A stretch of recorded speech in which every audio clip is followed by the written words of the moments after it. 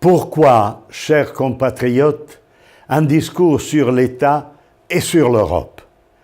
Pourquoi sommes-nous si profondément attachés par des idéalités et en même temps par l'ambiguïté de la politique, alors même que nous doutons du projet de l'Union d'aujourd'hui?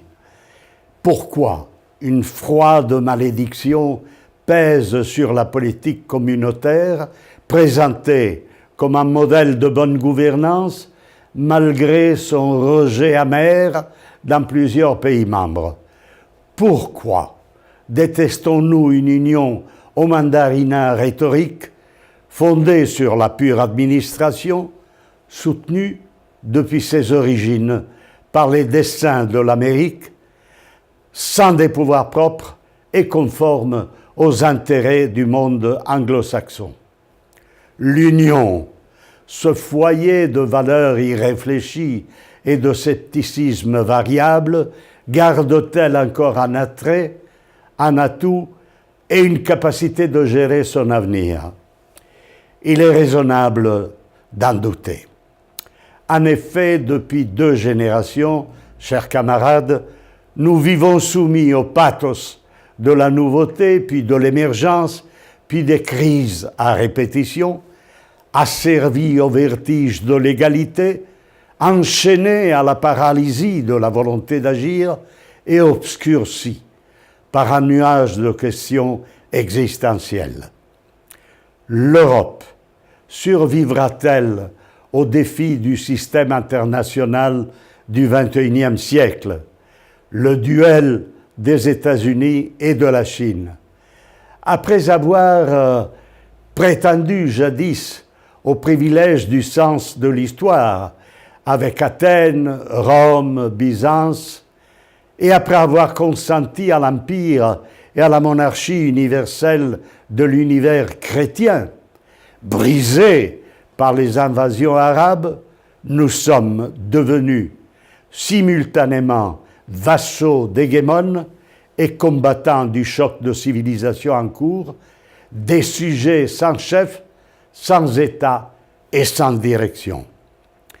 Or, le combat européen d'aujourd'hui, à la fois interne et international, est devenu en même temps multilatéral et transnational, car il concerne d'une part la société politique et le pouvoir d'État, et de l'autre la société civile et le pouvoir des idées, confondus avec l'invasion musulmane et la question religieuse et migratoire. En regardant de près à ces défis, chers camarades, il saute aux yeux avec une évidence impressionnante que l'histoire récente de l'Europe et celle de l'Union coïncident sur un point: la dévalorisation de la souveraineté, du pouvoir d'État et de la puissance politique, et l'émergence inconditionnelle de la société civile, de la fragmentation sociale et de l'impuissance internationale. Qu'en est-il de son rôle et de son destin? Au sein de l'Union, la société civile a représenté, depuis le milieu du XVIe siècle, le modèle d'action combinée de la tradition antique et de la réforme protestante. Elle avait une caractéristique: être organisée par les citoyens selon une certaine idée de la justice et de la démocratie, et disposer d'un principe d'organisation correspondant à ce que nous pourrions appeler aujourd'hui l'état de droit. Or, chers camarades, la raison pour laquelle la société civile, qui s'est entre-temps mondialisée et qui a contribué à l'affaiblissement de l'État et du pouvoir politique, a été la confiscation de la légitimité par les corps intermédiaires de la société.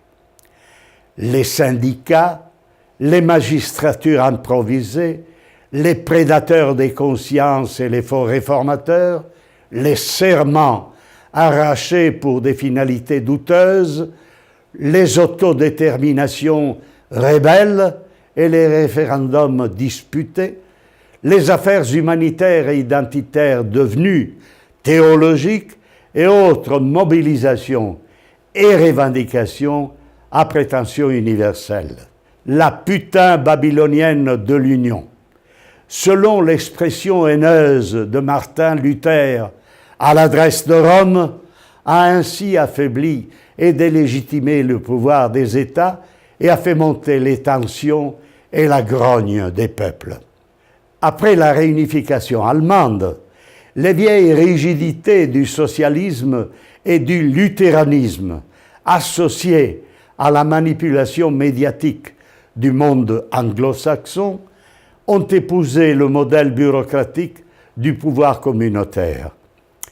Dans ce contexte de revendication généralisée, la France, pays du doute méthodique et de la raison déclinante, a vu disparaître petit à petit ces mirages historiques.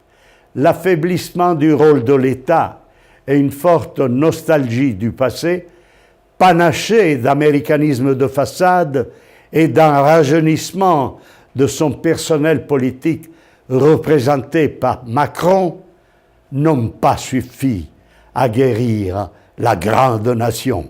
Celle-ci poursuit son illusion d'une gouvernance tardive de l'Union européenne à partir du dernier mirage, celui du couple franco-allemand.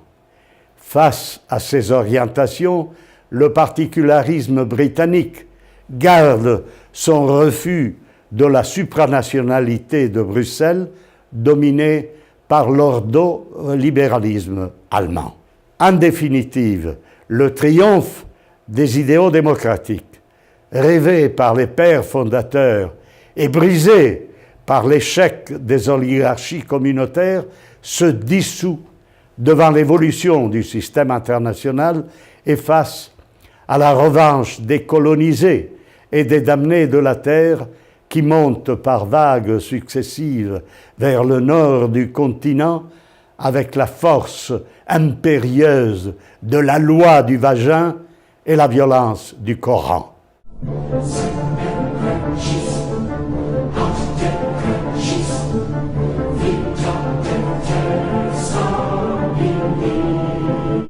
Ne doutez pas, camarades, après les 3 tentatives d'unification de l'Europe, la 4e, post-intégrationniste, sera politique et gaullienne. Elle se fondera sur la contre-réforme des nations. À quelle conception cette Europe de demain devra-t-elle son ascendant et son passé? À l'Église, à la Renaissance ou à l'Empire?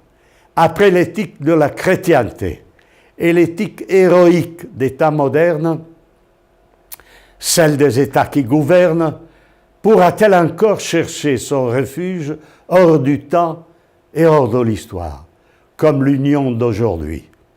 La réponse est évidente. Elle aura besoin de vous, camarades, pour imposer son destin.